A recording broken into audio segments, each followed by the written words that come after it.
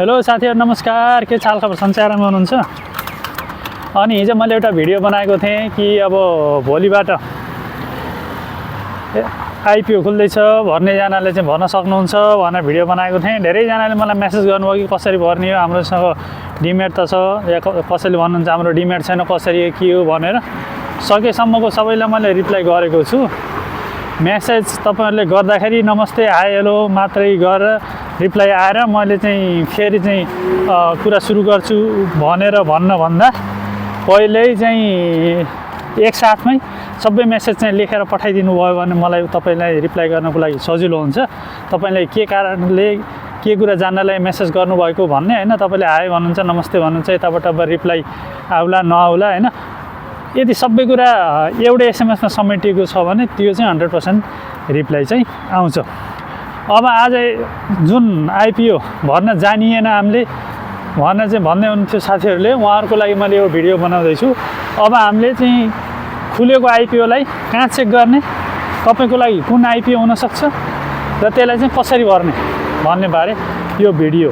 तर ख्याल गर्नु होला, शेयर बजार भनेको एकदमै जोखिमले भरिएको बजार हो। यहाँ फाइदा मात्रै हैन घाटा पनि हुनसक्छ। सो तपाईले इन्भेस्टमेन्ट गर्नभन्दा पहिला सोचेर सम्झेर बुझेर मात्रै गर्नुहुन म हार्दिक अनुरोध गर्दैछु। अब जाउँ कसरी आइपिओ भर्ने त्यतातिर।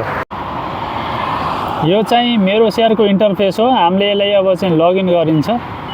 लगइन गरिसकेपछि तपाईले आइपिओ कहाँ भर्ने के भर्ने, तपाईको लागि कुन आइपिओ भन्नको लागि यहाँ तलपट्टि माई एएसबी छ, यसलाई क्लिक गर्नुभयो भने माथि चाहिँ यस्ता अप्सन आउँछन्। अप्लाई फर इस्यु, जुन आइपिओ तपाईले भर्न मिल्ने हो त्यो आइपिओ अप्लाई फर इस्युमा आउँछ हैन। अहिले कुन कुन खुलेका छन् भनेर हेर्न चाहेमा करेन्ट इस्यु भनेको छ। यहाँ यति धेरै छन् जुन कि राइट सेयरर हुन्। यो चाहिँ तपाईको कामको होइन। अप्लाई फर इस्युमा यहाँ जाने अनि अप्लाईमा क्लिक गर्ने। त्योभन्दा पहिला मैले वैदेशिक रोजगारीको लागि पनि भरेको भएको हुँदा वैदेशिक रोजगारीवाला परो कि परेन त्यो हेरौँ पहिला। अब एप्लिकेसन रिपोर्ट यहाँ तपाईले आजसम्म जति पनि भर्नुभएको छ त्यो सबै देखाउँछ है। यहाँ चाहिँ सपन छ, रिजर्भमा मैले चाहिँ भरेको थिएँ जो कि 10 किता मलाई यहाँ परेको रहेछ। अब भनेपछि यो भरे पनि मलाई पर्दैन। यदि चाहिँ नपरेको भएदेखि मैले भर्ने थिएँ हैन। फेरि पनि तपाईलाई सिकाउनको लागि मैले यो भर्दैछु।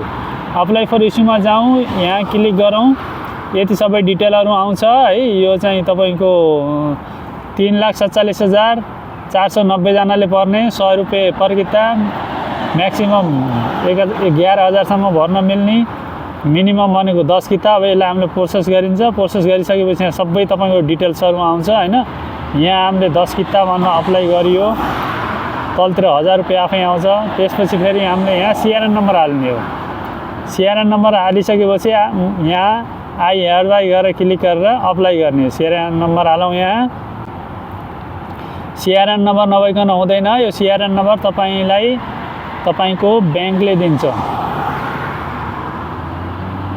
अब अप्लाई गरिन्छ अनि तपाईले यहाँ पिन नम्बर राख्नुपर्ने हुन्छ। पिन नम्बर जब तपाईले मेरो सेयर सेट गर्नुभएको थियो त्यो समयमा नै तपाईले सेट गरिसक्नु भएको होला है।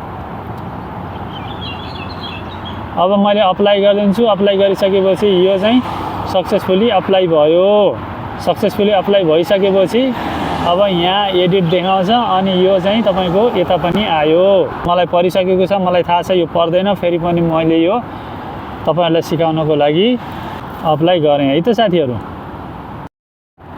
हो यो यसरी हो आइपिओ भर्ने। आइपिओ चाहिँ भर्ने गर्नुपर्छ हैन। यो इलिगल हैन, लिगल हो। नेपाल सरकारको अन्डरमा रहेर काम गर्ने सेयरहरू हुन्। धेरैलाई थाहा छ, धेरैलाई थाहा नहुन पनि सक्छ। सबै कुरा सबैलाई थाहा छ भन्ने हुन्न हैन। केही कुराहरू धेरै कुराहरू मलाई पनि थाहा छैन र मलाई लाग्छ तपाईहरुलाई पनि केही कुराहरू थाहा होला नहोला।